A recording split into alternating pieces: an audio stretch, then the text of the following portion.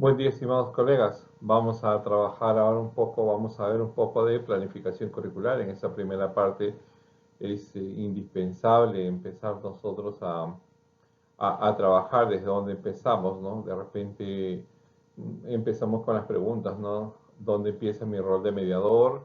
¿En qué momento empiezo a ver las características de los estudiantes, ¿no? ¿Cómo es que voy a empezar a planificar, ¿no? Esto es importante. A partir de ahora, los videos que se envíen, el material que trabajemos, ¿no? Queda para ustedes y más o menos para un poco empiecen a reflexionar, ¿no? ¿Cómo es que voy a modificar? La idea está que a partir del curso mejoremos en algo, ¿no?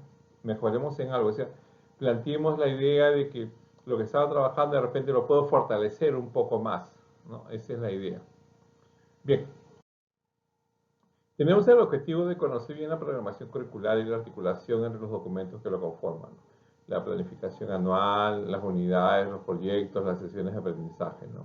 Más o menos cómo es que se concatena y qué va en cada planificación. Y también identificar y utilizar estrategias tecnológicas para desarrollar estos diversos procesos pedagógicos de la sesión de aprendizaje. O sea, en el curso vamos a querer afianzar un poco más esto, ¿no? A veces nos llenamos de formatos, por ejemplo, tenemos un formato de programación anual de un colegio particular, de un formato de un colegio del Estado, de un colegio rural, de un colegio urbano, y decimos, bueno, hago una mixtura de todo esto, pero ¿cuál es lo básico, no? ¿Qué es lo prioritario que se necesita, no? Entonces, en esa parte también vamos a caer. Sí, vamos a tratar de cubrir esos huecos, esos abismos que se puedan tener y a partir de eso empezar con nuevas ideas. Una pequeña reflexión, una pequeña invocación. No olvides tu vocación de maestro, innova y crea nuevas formas de aprender. Esto es importante y es indispensable en esos tiempos. No olvidar esa vocación que se tiene y ahora tenemos que innovar. Recuerden que la situación de pandemia nos ha dejado esa parte, ¿no? Y aparte los colegios que están un poco en cuestiones de acreditación nacional o internacional, ¿no? Les dejan la cultura, un poco la cultura de la evaluación, porque todo tiene que evaluarse, todo proceso se evalúa. Y la otra cultura que lo deja es la cultura de la evidencia. Todo tiene que quedar en evidencia. O sea, hay que evidenciar todo lo que hacemos, ¿no? Son dos culturas que tenemos que ir incrementando en nuestro acervo, la cultura de la evaluación y la cultura de la evidencia. Bien, la preguntita, ¿no? ¿Cuál es la mejor idea? ¿Los profesores imitamos modelos o hacemos lo mismo de la misma manera contando con muchas herramientas diferentes? ¿Cuál es la idea general? ¿Qué es lo que se requiere, no? ¿Cuál es la parte primordial? ¿Qué es lo que leen ustedes, no? ¿Imitan modelos, imitan secuencias o hacen lo mismo? ¿O hacen una mixtura o ustedes tienen otra idea a partir de todo esto? Entonces es lo que nosotros tenemos que meditar y es lo que nosotros tenemos que reflexionar. Si los profesores imitamos modelos, es importante. Hay una frase en un colegio que trabajaba que decía, conócete, acéptate y supérate, ¿no? Conocerse como es, me acepto con las debilidades y las fortalezas que tengo, pero también piensen que puedo mejorar. Y me supero conociendo las debilidades que tengo. Entonces, más o menos una idea de esto, los profesores imitamos un modelo. Claro, yo puedo imitar un modelo, pero de ahí que me resulte o no me resulte en el aula, ese es lo básico, ¿no? Si me resulta, puedo fortalecer el modelo. Si no me resulta, puedo hacer alguna variante de repente con la experiencia que yo tengo en el grupo humano que manejo, puedo hacer una variante para que funcione. Claro, puedo hacer lo mismo de la misma manera contando con muchas herramientas diferentes. Si hago lo mismo de muchas maneras y herramientas diferentes, las herramientas tecnológicas manejamos ahora. Antes de evaluarnos en una hoja, opciones múltiples, ahora miren todo el bagaje cultural de herramientas tecnológicas que tenemos. Hacemos la variación, ¿no? Pero la idea cuál es, que cada uno es diferente, cada uno en el aula se conoce y sabe cómo es que tiene que mejorar. Yo no puedo mejorar copiando. Al Perú no le, fíjense, a Perú en cuestiones de educación hace algunos años, 10, 15 años creo, empezaron con la idea de la municipalización de la educación. Es una copia de Chile, ¿no? La cultura de Chile es diferente, la cultura de Perú no pegó, no dio resultados. Hace 10 años teníamos un poco la idea de los vouchers en educación, los colegios voucher, ¿no? Que era una copia de Europa, ¿no? Pero son otras culturas, no pegan muy bien. Si se puede hacer un modelo peruano excelente de acuerdo a la realidad que se maneja, de acuerdo a la realidad que se tiene, eso es importante, eso es prioritario.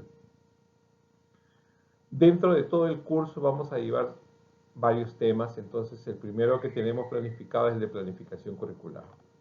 Vamos a ver cómo planificamos. Dentro de la planificación curricular acá hay un pequeño esquemita que yo quisiera mostrarles, ¿no? Un poco la idea de decir, ¿no? Aquí la planificación por competencias, ¿no? ¿Qué es lo que hace? ¿Qué es lo que me pide? Me pide una reflexión, quiero que una reflexión sobre qué es lo que voy a hacer. O sea, la planificación por competencias me va a pedir la reflexión exhaustiva de lo que yo voy a hacer.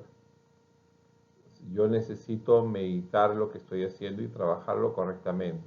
No es que solamente copy pegue o como decimos comúnmente, no voy a planchar este modelo y ya queda aquí. No, tengo que reflexionar un poco. Pero esa reflexión, ¿en qué caminos va? ¿No? ¿Por qué caminos lo puedo ubicar? Fácil, ¿no? La reflexión se hace en 3 momentos. Uno, en los aprendizajes esperados. El segundo, en los aprendizajes previos. Y el tercero, en el nivel de desarrollo. Cuando yo hablo de los aprendizajes esperados, por ejemplo, cuando yo hablo de los aprendizajes esperados, yo estoy diciendo, ya, pero los aprendizajes esperados, ahí voy a reflexionar, pero ¿de qué manera? Voy a buscar el analizar y el identificar. ¿Pero qué voy a analizar, profesor? Si es un enfoque por competencia sencillo, no, sí, tengo que analizar. ¿Qué voy a analizar? La competencia, la capacidad y el enfoque. ¿Por qué? Porque son la base, es lo que tengo yo que analizar. Profesor, pero ya la competencia está en el diseño, en el currículo nacional. O sea, si ya está ahí, profesor, ¿para qué lo voy a tener? Solamente lo copio y lo pego. No, no es copiar y pegar, es entender qué es lo que estoy trabajando. Tengo que entender qué es lo que quiere la competencia. Tengo que entender cómo es que voy a trabajar la capacidad. Tengo que analizar muy bien el enfoque transversal que voy a trabajar. ¿Qué nivel voy a querer? ¿Cómo lo voy a desglosar? ¿Cómo lo voy a precisar para poder trabajar bien? ¿Y qué es lo que voy a identificar? El estándar. Tengo que ver el estándar. ¿Qué estándar? Identifico en qué estándar voy a trabajar. Y también voy a identificar el desempeño que voy a trabajar. Si ustedes van al currículo nacional, van a encontrar que primero y segundo año tienen los desempeños parecidos. Tengo que identificarlos, cuál voy a trabajar, cuál puedo trabajar, mi grupo humano que va a trabajar, cuál es de la capacidad que me pide. O sea, voy a tener que identificarlos muy bien, por eso es importante darle esa lectura, ¿no? Ya en un tema posterior vamos a trabajar solamente desempeños, pero aquí me piden esa reflexión, ¿no? Voy a reflexionar sobre el aprendizaje esperado, identificando los estándares y los desempeños, hay que identificarlos muy bien. También voy a reflexionar sobre los aprendizajes previos, o sea, el antes. ¿Qué aprendizaje previo necesito? Son aprendizajes espontáneos que se tienen. Son los transmitidos socialmente, los que aprendemos, los que nos recordamos. O de repente un aprendizaje por analogías, ¿no? A veces los profesores tenemos esa manera de ir con preguntas, con pautas, viéndole, dándole una semejanza al estudiante, a ver si que realmente lo tiene. Y luego voy a reflexionar sobre el nivel de desarrollo que yo deseo. ¿Qué nivel de desarrollo deseo para el estudiante? Aquí viene también la idea, ¿no? Nosotros vamos a tener presente que cuando yo hago mi planificación curricular, mi planificación empieza desde el momento que yo hago esa hora que le llama Minedu el tiempo de gestión, ¿no? Que yo empiezo, por ejemplo, en algunos casos en febrero a ir al colegio, a planificar qué grados me toca, qué grupo humano me toca. A ti te toca tercero A de secundaria y tú enseñas comunicación, perfecto. Entonces, para yo planificar, ¿quién enseñó a segundo A comunicación? A ese grupo, ¿quién enseñó comunicación? ¿Cómo son los estudiantes? A ver, psicología tiene de repente algún detalle con alguno de los estudiantes. ¿Cómo son? Que me digan. A partir de ahí yo reconozco a mis estudiantes por sus características, cómo son. Es un grupo que puede avanzar, es un grupo que no puede avanzar, es un grupo que tiene determinada problemática, es un grupo que tiene... ¿No? ¿Y eso qué evita? Evitamos poner etiquetas. Por muchos de los profesores conocemos, ¿no? Ya tenemos esa idea.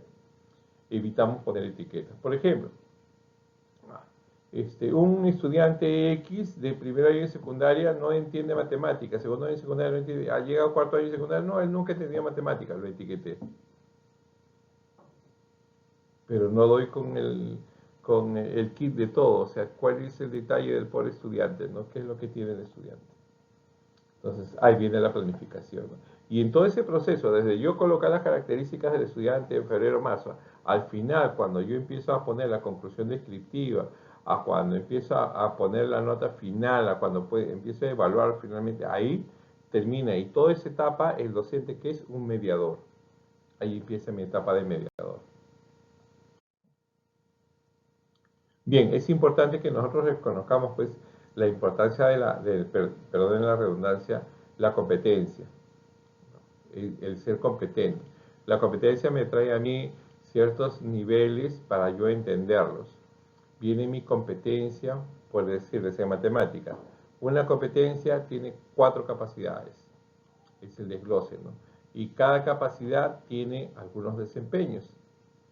Entonces yo ahí voy viendo un poco mi jerarquía, ¿no? Yo tengo que tener la valoración de la competencia en función a las capacidades, porque voy a medir los desempeños. Ejemplo, en el primer bimestre, el alumno Juancito en comunicación sacó A en todas sus pruebas. Entonces el profesor, y al final el estudiante presentó un buen trabajo y el profesor le puso en el primer bimestre, en la competencia de comunicación, le puso AD de promedio. Excelente, muy bien, le puso AD. Pero ya no hay por qué evaluarlo entonces en segundo bimestre, tercer bimestre, porque ya le puso AD. O sea, el estudiante logró esa competencia, sin embargo, sin haber obtenido el proceso. Entonces, ¿cómo logramos evaluar? ¿Cómo valoramos la competencia? ¿Lo valoramos solamente en el primer bimestre? Ya está, tuvo AD, logró esa competencia y en los siguientes bimestres. ¿No? Entonces, gradualmente se tiene que ir trabajando y tenemos que explicarle al estudiante. Le explicas al estudiante y también le explicas al padre de familia cómo es la valoración. Pero eso lo vamos a ver cuando entremos a evaluación formativa. Bien, entonces nos estamos dando cuenta pues de cómo es que vamos a ir trabajando nosotros y qué es lo que tenemos que entender. Esto es una reflexión que nos tiene que servir a nosotros para que, para poder manejar las situaciones en el aula, ¿no? Esa es la parte de la planificación que nos falta. Las definiciones, ¿no? Es importante reconocerlo todo. La competencia, que es la facultad que yo voy a combinar un conjunto de capacidades para resolver un problema en un contexto dado. O sea, para yo ser competente he tenido que adquirir ciertas capacidades para tener una respuesta ante un contexto, ante un problema. Esa es la idea. ¿Y qué es una capacidad? Son recursos para actuar de manera competente, ¿no? Son conocimientos, actitudes que nos van a ayudar a enfrentar una situación determinada. O sea, tú adquieres una capacidad. Cuando yo quiero 1, 2, 3, 4 capacidades, las demuestro ante un problema, soy competente, ¿no? Ese es el cambio. Y si te das cuenta y te pones a reflexionar, el que el estudiante adquiera eso y logre un cambio, ya es competente, está adquiriendo la competencia. Pero si el estudiante sigue igual en primer año de secundaria, es lo mismo que en quinto año de secundaria, no ha adquirido ninguna competencia, no ha hecho ningún cambio. Entonces nosotros aspiramos a eso, ¿no? A ver el cambio que ha hecho. ¿Y qué es un desempeño? Es una descripción específica de lo que hacen los estudiantes respecto a las competencias. Es decir, para que mi estudiante logre la competencia, tiene que adquirir varias capacidades. Para yo saber si esas capacidades realmente las ha adquirido, voy a medirlas en pequeños grupos, que son los desempeños. Mido los desempeños, logró la capacidad, adquiere las capacidades, ya es competente. Pero ¿quién me rige todo esto? O sea, ¿quién me da la pauta de todo esto? El estándar de aprendizaje. Define el nivel que espera puedan alcanzar los estudiantes, ¿no? Al final de cada ciclo. Al final del segundo ciclo, que es inicial, al final del quinto ciclo, que es primaria, sexto y séptimo ciclo, que son secundaria, al final de cada ciclo hay un estándar que me dice qué es lo que va a aprender.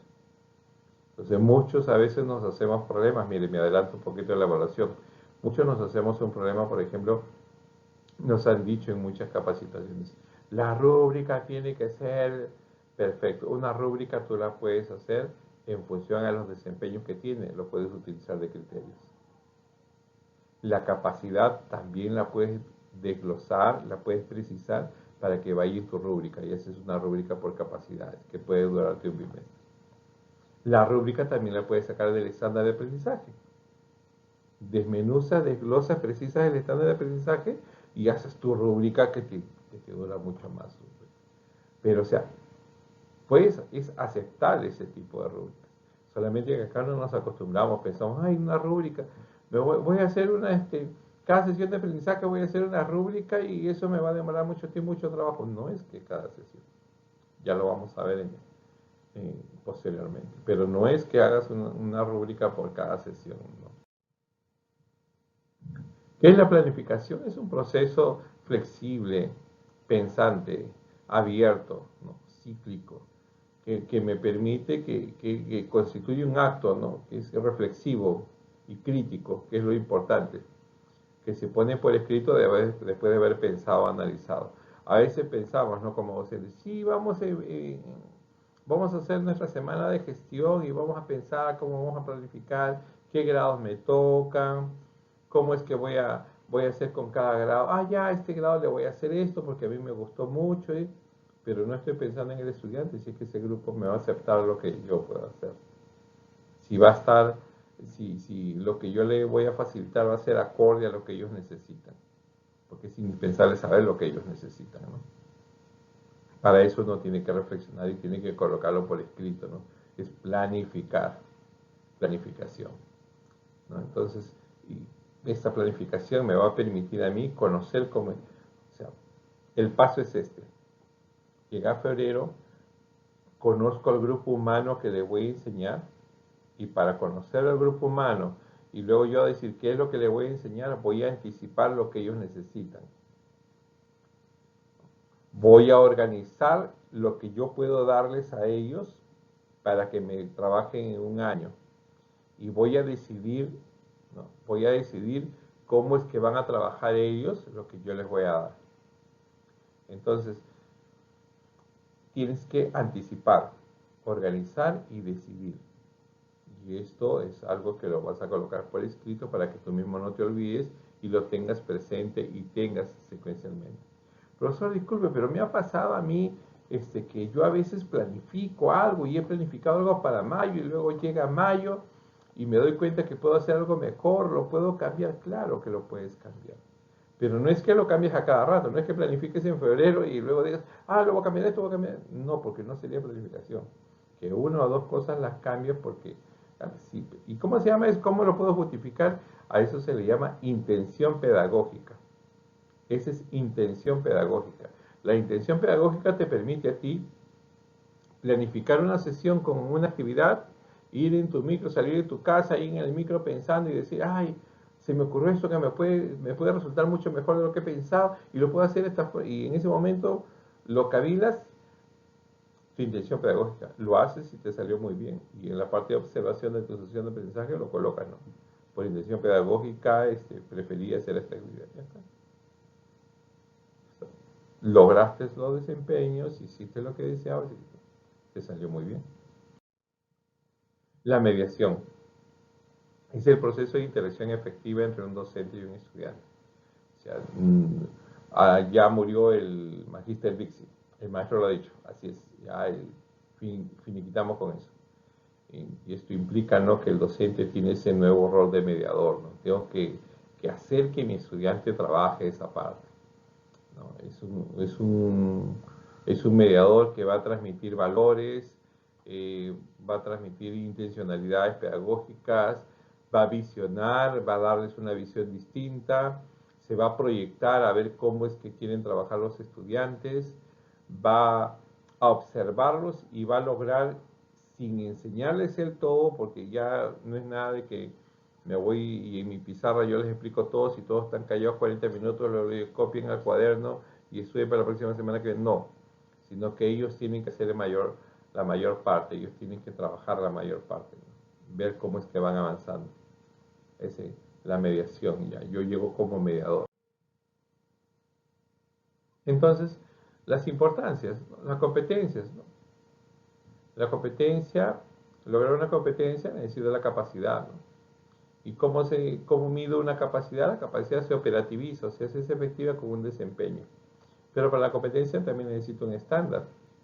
Y esto hace que yo lo mire para qué pongo el estándar y por qué pongo una competencia, por qué lo separo un poquito en capacidades, por qué lo mido en desempeños. ¿Por qué? Porque yo necesito que el estudiante tenga un perfil de egreso. Mi estudiante tiene un perfil de egreso. De acuerdo a ese perfil de egreso, voy programando y planificando lo que deseo para él, para que lo vaya logrando pausadamente. Entonces, el perfil de egreso es el que me va a indicar eso.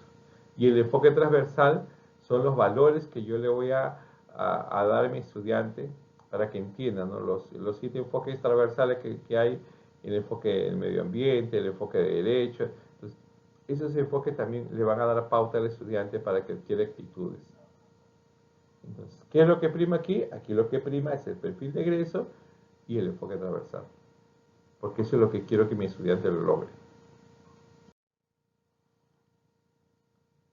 Bien, lo que les decía hace un rato, yo tengo que anticipar, tengo que organizar y tengo que decidir qué acciones y algunas estrategias variadas que yo voy a tener. ¿Para qué? Para lograr aprendizajes de mis estudiantes. ¿De acuerdo a qué? De acuerdo a contextos y de acuerdo al enfoque pedagógico. Pregunta interesante. ¿Saben ustedes cuál es el enfoque pedagógico de su institución? Profesor, es el enfoque por competencias. Sí, el enfoque por competencias es el enfoque del currículo nacional. Sobre ese trabajamos. Y algunos colegios lo han adquirido porque es práctico para trabajar el currículo nacional. Pero hay otros colegios que no, tienen un enfoque sociocognitivo, un enfoque sociocrítico, un enfoque sociocognitivo humanista. Hay muchos enfoques, entonces, pero el más sencillo, el más trabajable, el enfoque por competencias, ¿no? Bueno, no sencillo, ¿no? Sí, el más adecuado para trabajar el currículo nacional, pero cada institución tiene su enfoque. Y esto de los aprendizajes y el contexto que necesite, el enfoque pedagógico que yo trabaje, esa es la planificación pertinente, ¿no? Los aspectos esenciales que debo de conocer. ¿Por qué, profesor? ¿Por qué necesito un enfoque pedagógico para enseñar? Es sencillo. Imaginemos que no trabajas el enfoque por competencias. Imaginemos que trabajas un enfoque sociocognitivo. Eso significa que tienes procesos cognitivos que trabajar. Eso implica que cuando tú tengas una sesión de aprendizaje, se priorice para ti la parte cognitiva. Entonces, el desempeño vas a tener tú que guiarlo de acuerdo a lo que te pide el enfoque. Entonces, ya es otro proceso. No es que solamente copiar y pegar lo que dice el currículo nacional. Por eso es una planificación que se tiene que hacer. Los enfoques transversales que tienen sus valores, que tienen actitudes y comportamientos, conjugarlos con las actitudes y los comportamientos que tiene la institución. Sacar de eso, conjugar esas actitudes del enfoque y del colegio y de la institución y verlos y guiarlos hacia el perfil de egreso, hacia el perfil de egreso del estudiante de tu institución. Entonces todo tiene que ir concatenado, no es que sea todo por... Ya, de un colegio copio y pego este enfoque, de otro colegio copio y pego sus actitudes, de otro colegio no es así. Por eso tiene que ser todo planificado. Y ahí me interesa bastante las características que tienen los estudiantes, porque es lo primero que debemos entender nosotros. Para tener aprendizaje, contexto, enfoque, tengo que saber cómo son mis estudiantes, sus características. ¿Qué debo de considerar para planificar? A ver, vamos a ver qué vamos a considerar ahora. Las interrogantes que voy a responder para planificar. Miren, ¿quiénes van a aprender? Los estudiantes. ¿Qué van a aprender? Van a desarrollar competencias y capacidades. ¿Y cómo las van a desarrollar? Lógico, voy a medir los desempeños que tienen, que es lo más básico, es el criterio que se tiene, el desempeño. ¿Cómo lo van a aprender? Aplicando variadas estrategias. ¿Qué estrategias quieres aplicar? Ya no es que solamente es una estrategia. Por ejemplo, conoces tú el método de casos, conoces el aprendizaje situado, conoces el aprendizaje basado en problemas, el aprendizaje basado en proyectos, el aprendizaje basado en el pensamiento. ¿Qué estrategia quieres utilizar? ¿Con qué van a aprender? Con materiales y recursos educativos. Es lógico que ahora pensemos de que dentro de estos materiales y recursos educativos tengamos los tecnológicos, porque ya se ha quedado la tecnología, después de tanto que la hemos usado, se queda porque es de mayor utilidad para nosotros. ¿En cuánto tiempo? De acuerdo al nivel de logro, a largo plazo y progresivamente. Por eso planificamos una planificación larga, la programación anual. Una planificación mediana, la unidad de aprendizaje o el proyecto. Una planificación corta, la sesión de aprendizaje. ¿Cómo atendemos las diferencias? Estrategias apropiadas para cada estilo de aprendizaje. Y aquí vienen las dos palabritas que me van a tener un poco pensativo. Adecuación curricular. ¿Sí? Uno es adecuación curricular y la otra es uh, estructura básica curricular. ¿Por qué? La estructura básica curricular es lo que ustedes aplican normalmente y usualmente en el aula. Pero la adecuación curricular es la que ustedes hacen cuando tienen un estudiante con necesidades educativas especiales. Tienen que hacer adecuación curricular. Eso implica que en muchos casos, en su sesión de aprendizaje, se coloca un ítem para ese estudiante que tiene con necesidades educativas especiales. Profesor, pero ¿y si yo puedo colocar en esto los estudiantes que tienen problemas de aprendizaje? Puedes colocarlo de acuerdo a lo que vaya en tu PCI. El proyecto curricular institucional es el que manda en cuestiones de definiciones, de glosarios, es el que manda. Entonces tú tienes ahí la pauta de definirlo y de decir que todos los estudiantes que tengan esto y esto y esto, los vas a trabajar en adecuación curricular y formas tu proyecto de adecuación curricular. Entonces ahí viene un poco las diferencias, ¿no? ¿En qué contexto lo vamos a trabajar? En contextos reales. Ahí viene el aprendizaje situado, que tiene que ser contextualizado.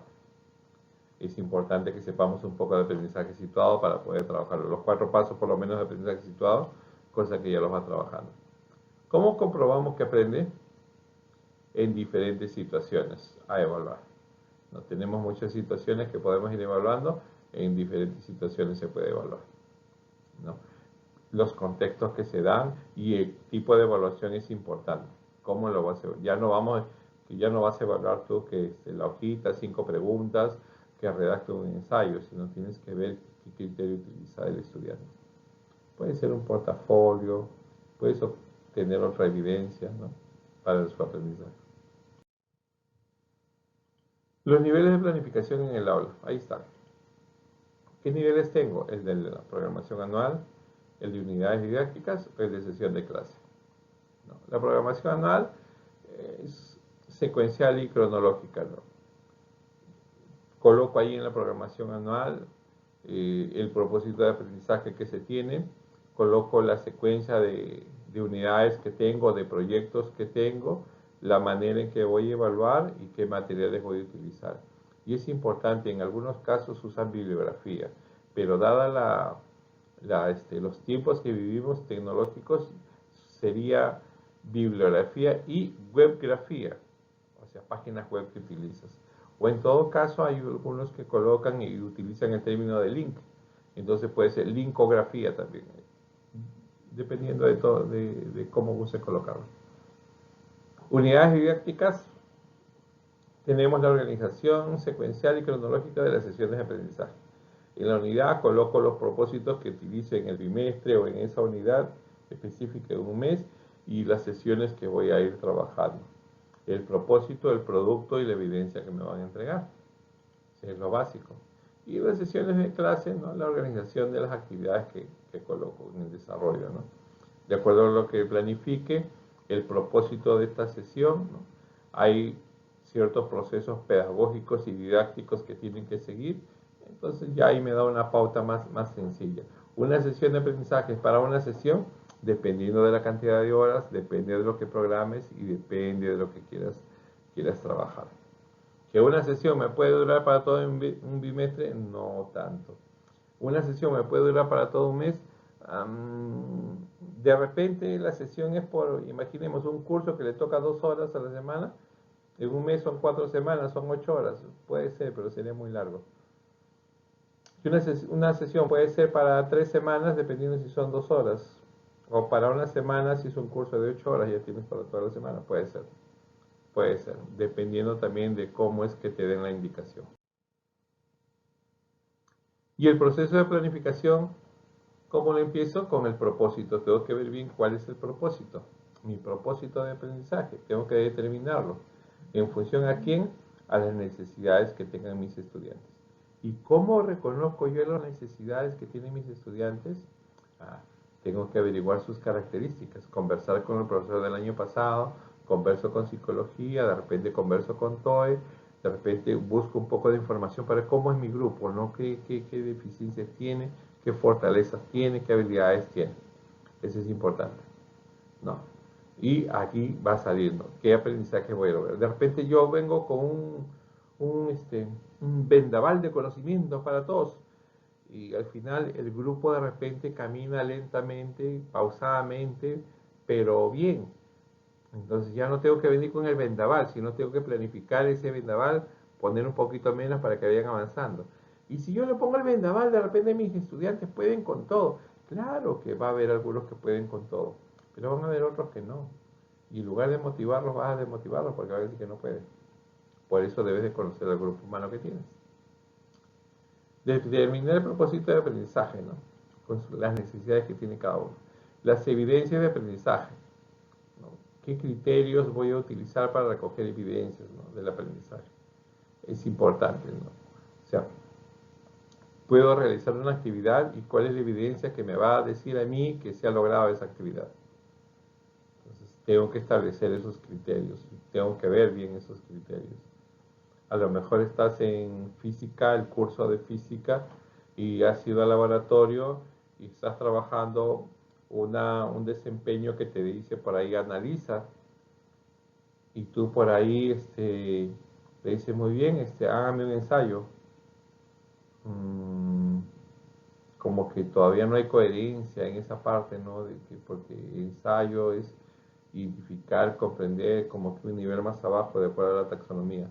Entonces tienes que ser coherente con lo que vas pidiendo. O sea, la evidencia va también de acuerdo al propósito que tú tengas, a tu propósito de aprendizaje y al desempeño que quieras lograr.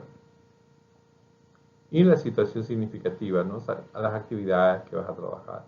Una situación significativa que tú puedas escoger. Es lo contextualizado. Es el aprendizaje citado, es una situación significativa. ¿Cómo se va a trabajar? Las prácticas pedagógicas en la planificación curricular, ¿no? Plantear situaciones significativas, ¿no? El contexto, el destinatario, el producto pertinentes al propósito de aprendizaje. Te vas camino al colegio y si estás en la orbe te das cuenta de que en la esquina la pista se ha roto, ¿no? Y como que ves ahí, o se ha roto, ves un hueco, o ves un bache, ¿no? Y lo utilizas, ¿no? Para tu clase. Y estás contextualizando. Como que ves por ahí una estadística en encuestas presidenciales y te llevas la estadística al salón y lo utilizas para tu trabajo en matemática, ¿no? Estás contextualizando porque es un problema real de lo que están viendo. Seleccionar o crear estrategias, materiales, recursos educativos pertinentes a los propósitos de aprendizaje. Voy a escoger, por ejemplo, un desempeño que diga emplea recursos ortográficos y voy a decirles de tarea que me hagan un organizador visual sobre recursos ortográficos. Tengo que ver qué estrategia uso, ¿no? Y que sea pertinente al propósito de aprendizaje. Brindar oportunidades diferenciadas de aprendizaje de acuerdo a las necesidades identificadas. Muy bien, jóvenes, ya entendimos todo. Ahora todos me hacen un mapa mental sobre el tema. Profesor, pero no me gusta el mapa mental. ¿Puedo hacer una infografía? ¿Puedo hacer un organizador visual? ¿Puedo hacer la B de Gowin? ¿Puedo hacer el pescadito de Chicago? ¿Puedo hacer la arañita? Pues, entonces, hay muchas cosas. No puedo darme uno. Entonces, cada uno tiene su especialidad o cada uno tiene algo que puede avanzar, que puede aportar. Entonces, lo limito si solamente digo una sola cosa. No va de acuerdo a las oportunidades diferenciadas. Generar evidencia de aprendizaje que permita interpretar los progresos y dificultades de los estudiantes. O sea, la evidencia de aprendizaje tiene que permitirle al estudiante ir reflexionando en eso y a mí como docente dar un comentario para que el estudiante se dé cuenta y reflexione sobre cómo trabajar.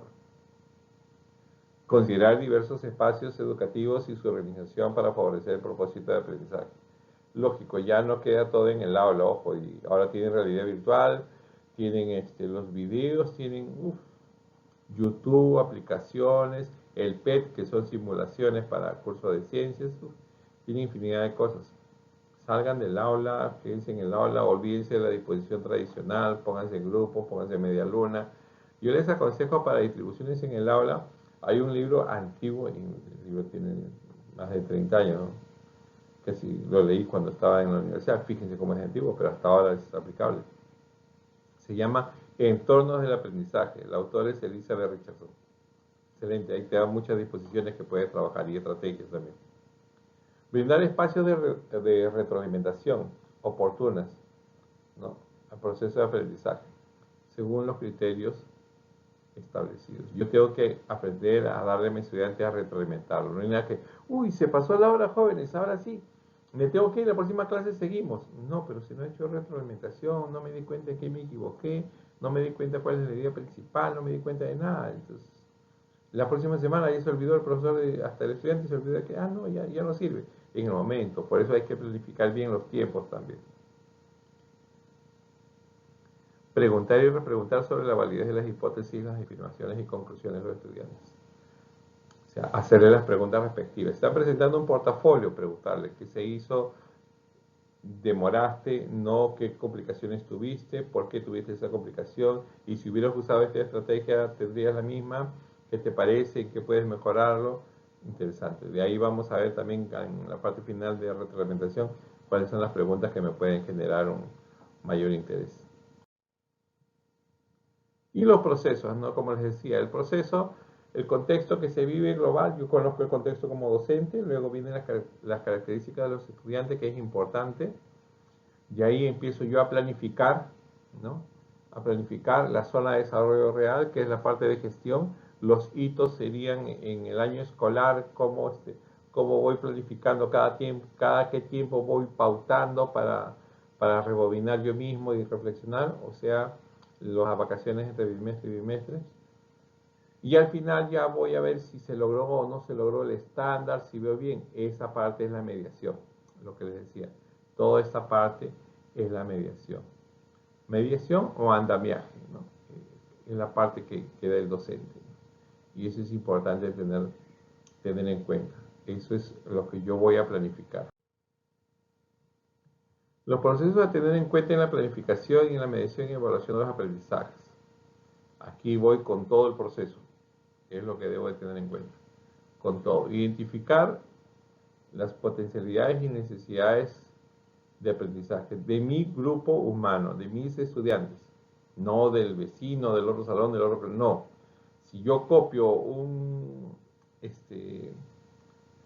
situaciones significativas de otro colegio y lo aplico en mi colegio, serían situaciones significativas de ese entorno de ese colegio, no sería real en el mío, solamente es copia. Determinar el propósito de aprendizaje, o sea, el nivel esperado. ¿Qué es lo que yo deseo realmente para mis estudiantes?